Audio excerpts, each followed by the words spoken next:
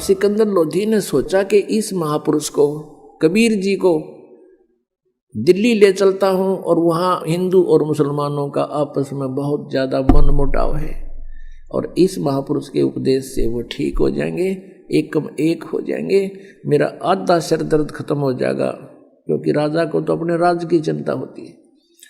तो प्रार्थना की कि प्रभु आप दिल्ली चलिए मेरे साथ और वहाँ भी उपदेश दीजिए, वहाँ बहुत बुरा हाल हो रहा, आपस में हिंदू और मुसलमानों के झगड़े होते हैं।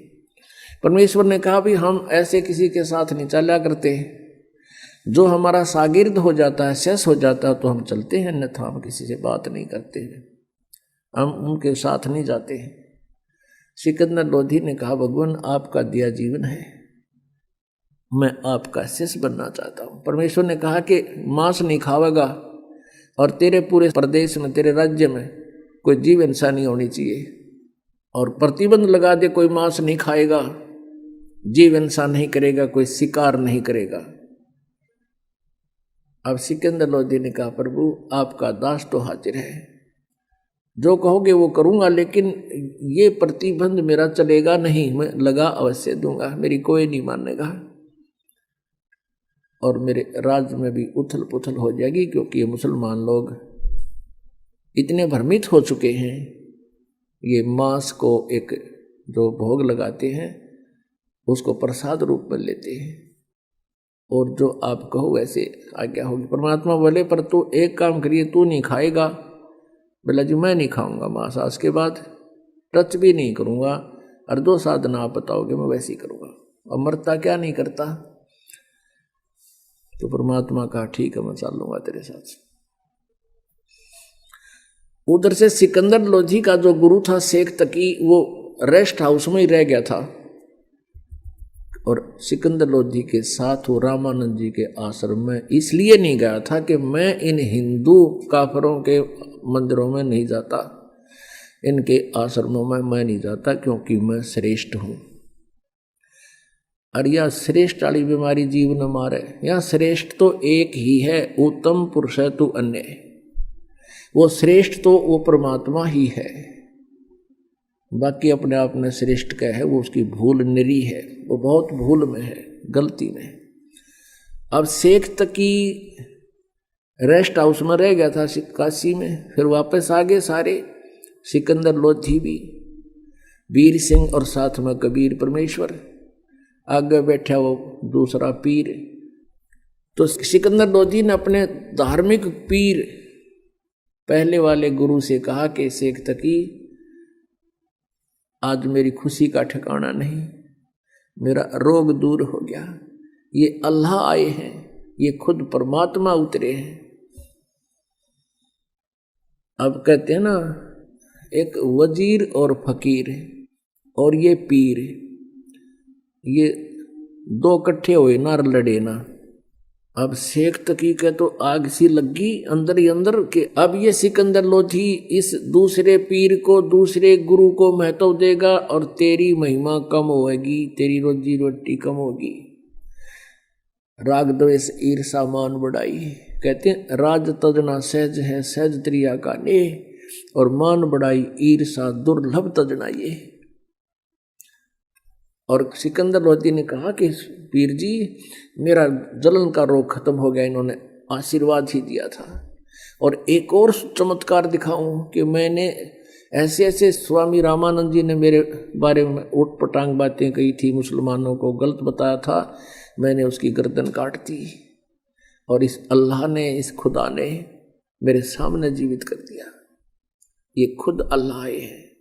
अब इस बात से उसका तेल जैसे छींटे लगे, जैसे उबलते तेल पर पानी डाल दे, एकदम रोड़ी खा गया। कहने लगा ये सब कहने की बातें हैं, ये सब बनावटी बातें हैं, मैं तो तब जानूं जब मेरे सामने कोई ऐसा करके दिखाए। अब सिकंदर लोधी ने सोचा भाई जब ना मानो तो ना मानो, पर मेरी गिल्त जो बीत गई, मेरे साथ जो कहानी घटना घट गई, इसने मैं कैसे भूल सकूं। अगले दिन चल पड़े, दिल्ली के लिए प्रस्थान कर दिया, और परमात्मा को, कबीर जी को सिकंदर लोधी राजा ने अपने ही हाथी पर, अपनी ही अंबारी में आदर सत्कार से बैठा लिया। अब रास्ते में 2-3 दिन लगने थे काशी से दिल्ली तक। रास्ते में एक जगह पड़ाव किया, दरिया को देख करके उसके साथ रात बिताने के लिए वहाँ अपना लगा दिया पड़ाव, टेंट लगा दिए, अलग अलग विश्राम करने लगे।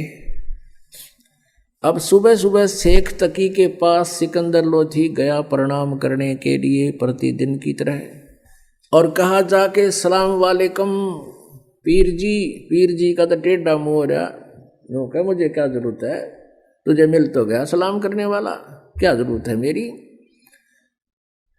और ठीक है, मैं अब जाके सारे मुसलमानों को बता दूंगा कि राजा तो काफिर हो गया, हिंदू को गुरु बना लिया। अब सिकंदर लोधी के पांव तले की धरती खिसकी कि जाते काम करेगा, और मानना ना सुनता नहीं कति। सिकंदर लोधी ने कहा, पीर जी ऐसी क्या गलती होगी कि तुझे तो भगवान मिल गया, अल्लाह मिल गया, अल्लाह आकार में आने लग गया है, हमारे मुसलमान धर्म के विरुद्ध तू बातें कर रहा है। और केवल हमारे हजरत मोहम्मद जी ने ही एक गाय को जीवित किया था, एक बकरे को जीवित किया था। कहते तू इसको अल्लाह मानता है, मैं नहीं मानता, और मुसलमान समाज को कह दूंगा यह सारी कहानी, फिर तू जाने वो जाने। अब सिकंदर को पता था ये नाश करेगा जाते ही। सिकंदर लोधी वापस आ गए टेंट में जहां कबीर जी विराजमान थे।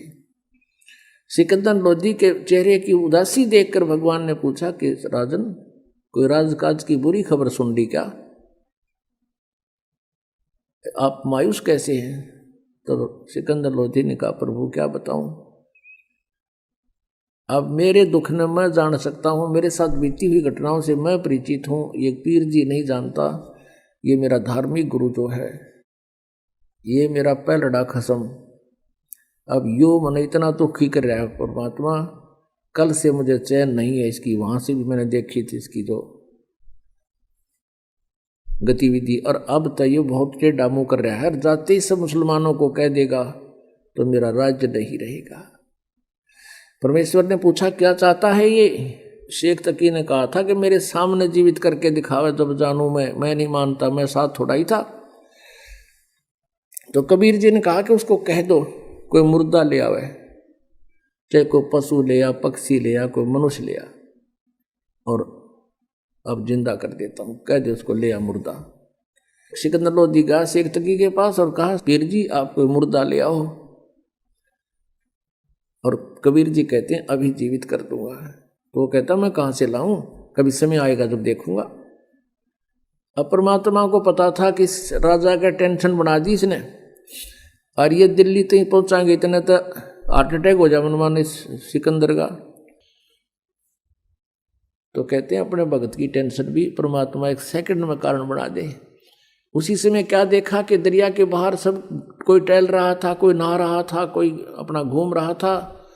इतने में क्या देखा कि एक मुर्दा, एक बच्चे का शव, 12-13 साल की आयु के बच्चे का शव, जिसको अंतिम संस्कार कर दिया गया था मृत्यु के उपरांत। क्योंकि कुछ ऐसे कबीले हैं जो न तो जमीन में दबाते हैं, न सभा करते हैं, अग्नि में संस्कार नहीं करते, वो केवल जल प्रवाह कर देते हैं। वो ये सोचते हैं कि इसके शरीर को मछली खाएंगी, कीड़े मकोड़े खाएंगे, इसको कुछ पुण्य हो जाएगा, और उसको दरिया में जो समुद्र की तरफ जा रही होती है उसमें एक अच्छे आदर के साथ एक फ्लोटिंग ऐसा बना देते हैं, बेड़ा सा घास फूस का, लकड़ी थोथी से लकड़ी लगा कर उसके ऊपर आदर से लेटाकर और उसके ऊपर एक कपड़ा डालकर जल प्रवाह कर देते हैं। ऐसा जल प्रवाह किया हुआ मृत बच्चा आ रहा था सौ। तो सभी ने कहा कि वो आ गया मुर्दा, वो आ गया मुर्दा। सब आगे भाग कर बाहर, कबीर जी भी को भी बुला लिया, शेख तकी भी आ गया। और शेख तकी कहता है अब करके दिखा दे इसको जीवित, हम मान जाएंगे। परमात्मा बोले पहले तू करके दिखा, कहीं फिर बाद में नंबर बनाओ मैं भी कर दूँ। अब सभी ने कहा ठीक है शेख तकी आप भी करके दिखा दो, आपके पास कोई शक्ति है। अब वो लगा अपने जंतर मंतर करण यावा होता, वो तो होना क्या था उससे। वो पहुंच गया, मुर्दा चला गया लगभग 2-3 फरलांग, यानी 600-700 फुट नीचे को डाउन स्ट्रीम में बहता हुआ। तो शेखतगी कहता है ये तो अपने सिर से बला उतरवाना चाहा था, ये भी नहीं कर सकता, ये बातें बनाता है, ये तो चाहा था कि मुर्दा चला जाए तेरी इज्जत रह जावे, वो इसने कर ही दिया, मुझे लगा दिया इस पे।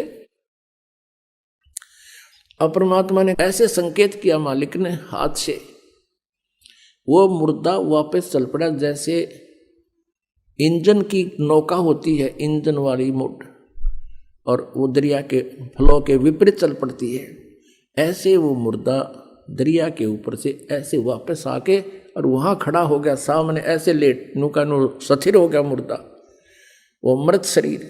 नीचे से लहरें बह रही हैं दरिया की और वो सब ऐसे है। तब परमात्मा ने कहा जीवात्मा जहां भी है तू कबीर आदेश से इसमें प्रवेश हो और बाहर आ जा। इतना कहना ही था प्रभु का कि सारे शरीर में कंपन होने लगी और वो बच्चा एकदम खड़ा होकर और तैरता हुआ बाहर आया और परमात्मा के चरणों में दंडवत प्रणाम किया। बोलो बंदी छोड़ कबीर साहेब की जय।